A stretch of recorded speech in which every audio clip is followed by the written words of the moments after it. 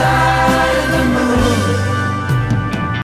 Hi folks, this is Alan. I'm back with another movie review, and today we're going to go backwards in time all the way to 1902, well over a century ago, to review the world's first sci-fi film ever made, A Trip to the Moon, directed by a French filmmaker by the name of, I hope I'm pronouncing his name right, Georges Melies. I might be mispronouncing his name, and if I'm mispronouncing it, my sincere apologies, but looking at the spelling of his name, I'm going to pronounce it Georges Melies. As the name of the filmmaker who made A Trip to the Moon. A Trip to the Moon is a real basic kind of story. A bunch of old professors have a meeting where they propose that they want to go to the moon, and they do, I guess they get the funding to go to the moon, and they build their rocket ship, and they fire off their rocket ship into the moon, and they explore the moon for a little while, and then they go underground into one of the caverns in the moon, and they get captured by what can only be described as moon aliens. And the moon aliens, you know, hold them captive for a little while, but then the professors, they manage to escape. They fight back, they manage to escape the aliens, and they get back into their rocket ship, and they go back to the Earth, and they're celebrated as heroes, and there's a parade. The end. That's basically, in a nutshell, what happens in A Trip to the Moon. Okay, A Trip to the Moon. Wow, 1902, man, that's, my God, 113 years ago. Ah, my God. And it was also made, A Trip to the Moon was made a big 25 years before Fritz Lang came along and made his sci-fi masterpiece Metropolis in 1927. Now, I've already reviewed Metropolis, and in my review video for Metropolis, I referred to Metropolis as the granddaddy of all sci-fi movies. And I still feel that Metropolis is, without question, the granddaddy sci-fi film, because it was the first full-length sci-fi film ever made. Well, full-length as we know it today, 2.5 hours if you can watch the full-length version of Metropolis. And it was also the first sci-fi film ever made to take itself seriously. Okay, so for me, right there, Metropolis stands as the definitive granddaddy film of the sci-fi genre. However, if you want to base what is the granddaddy film of all time, as in what was the first sci-fi film ever made, then that means we got to go backwards another 25 years to the year 1902 and give that honor to A Trip to the Moon. Because it was, for all intents and purposes, the world's first sci-fi film. But the big difference, again, between A Trip to the Moon and Metropolis is that A Trip to the Moon,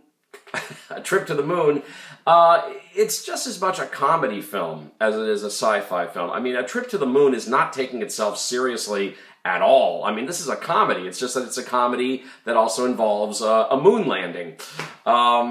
But it's not taking itself seriously whatsoever. And another thing about A Trip to the Moon, it's a short film. It's only 15 minutes. That's it. 15 minutes and done. Although I think back in 1902, it may have been considered a feature-length film, because many films back at the turn of the century were only like 2 or 3 minutes long. So for a film to be 15 minutes long, wow, 15 minutes, this is really long. But as we know it today, A Trip to the Moon is definitely a film short. It's only 15 minutes. It's just as much a comedy as it is sci-fi. Whereas Fritz Lang's Metropolis, the full-length version, is 2.5 hours, and Metropolis is taking itself seriously. So I'm still going to give the Granddaddy Award of, you know, sci-fi films to Metropolis. But nonetheless, I still want to acknowledge what Georges Melies did 25 years prior to Metropolis in 1902 when he made A Trip to the Moon. It is arguably the first sci-fi film, and it is what it is. You know, when you watch it, it is what it is. You know, it's a sci-fi comedy, really, and it's only 15 minutes, so it flies by really quickly. I do have to say I'm very impressed with the visual effects that Georges Melies was able to come up with for a film made 113 years ago. The use of animation, the use of, you know, cardboard cutouts that he used for backdrops. I mean, the cardboard cutout of the rocket ship. And then, of course, that iconic image. I mean, everybody knows this image where the rocket is flying towards the moon and then pow, it hits the moon right in the eye, because the moon has a face, and it hits the moon right in the eye. And that's an iconic image in the history of cinema. I mean, there's no question about that.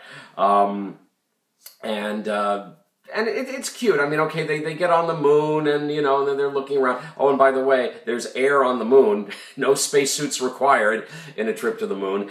Okay, so that's kind of a chuckle moment. But like I said, this is a sci-fi comedy. It's not taking itself seriously. So apparently there's air on the moon. No spacesuits required.